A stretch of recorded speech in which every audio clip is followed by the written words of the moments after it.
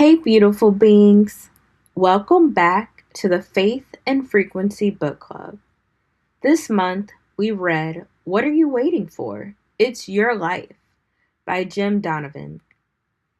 This book opens with a simple but powerful truth.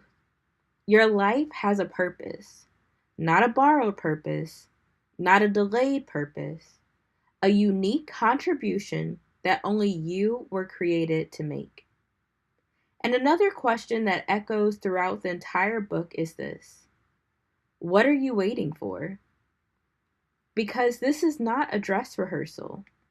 This is your life, and spiritually, that matters. Because when you understand that your life is assigned, not accidental, you begin to move differently. You begin to ask different questions. Whose life am I living? Am I living in alignment with who God created me to be, or who others expect me to be? This month really brought us back to ownership. Ownership of our time, ownership of our decisions, ownership of our becoming. The book reminds us that one of the greatest freedoms we have is the ability to choose our attitude. And that is spiritual. Because even when the circumstances don't shift, your posture can. You can choose gratitude. You can choose belief.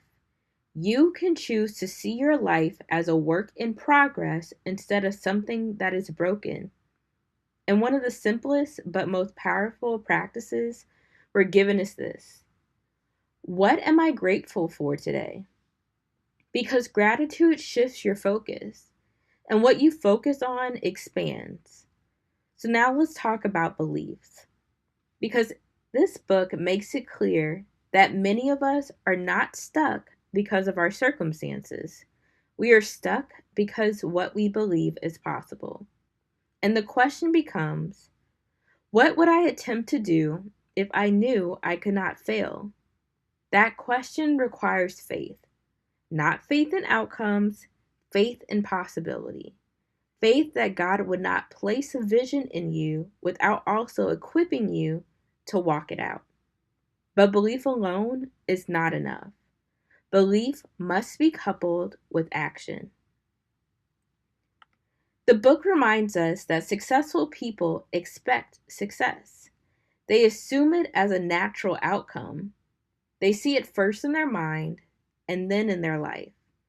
And spiritually, that aligns with this truth. You have to see what God is showing you before you see it in your reality. You have to trust it before you touch it. Now let's move into dreams and decisions, because clarity is key. If you want a big life, you need to allow yourself to dream again. Not logical dreams, not safe dreams, God-sized dreams. Dreams that stretch you, dreams that require faith. Because the more you grow, the more your vision should expand. That is part of creation. Expansion is natural. But here's where many people get stuck. They let logic talk them out of what God is trying to show them. They dismiss it too early. They shrink it before they even write it down. So the practice becomes: write it down, all of it. What you want to have, who you want to become, what you want to experience.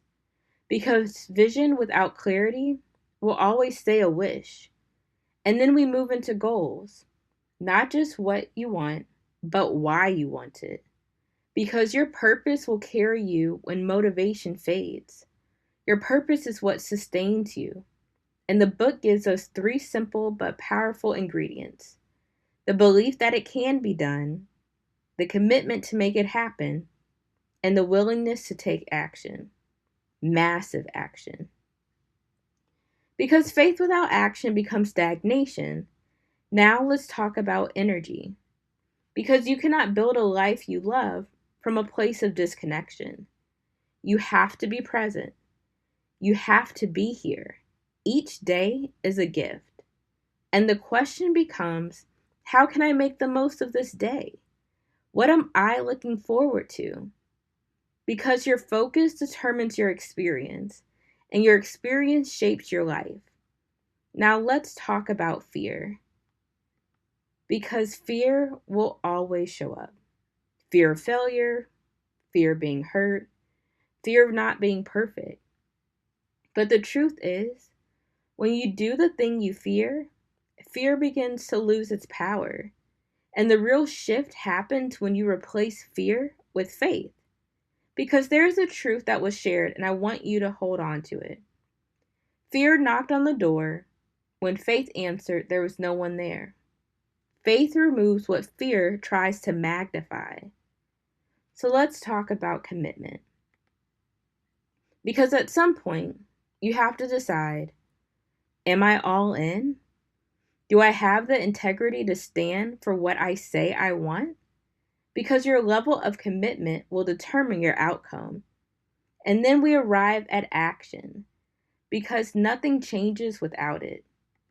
Action is what signals that you are serious. Action is what builds momentum. Action is what transforms intention into reality. And here is where many of us struggle. We try to control the how, but the instruction is clear.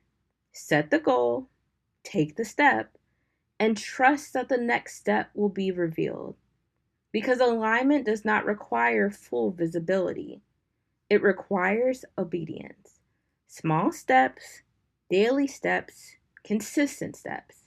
That is how transformation happens. And finally, you're reminded of the tools: visualization, affirmation, journaling, gratitude. These are not just habits, these are spiritual practices. They are ways of aligning your mind with what you are believing for. Because what you think about expands. So if you focus on lack, lack expands. If you focus on gratitude, abundance expands. And the final question becomes, are you willing to do the work? Are you willing to release limiting beliefs? Are you willing to decide what you truly want?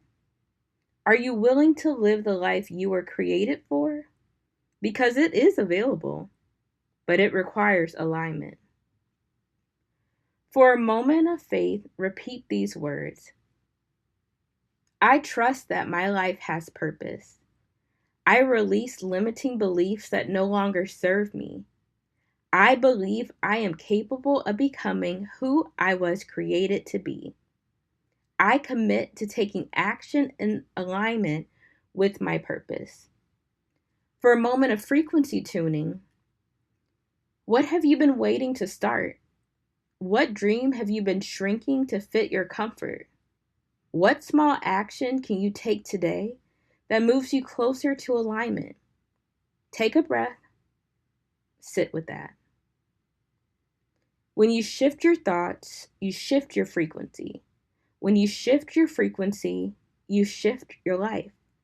Stay in tune, stay aligned, keep showing up inside out, and most of all, keep reading with faith and frequency.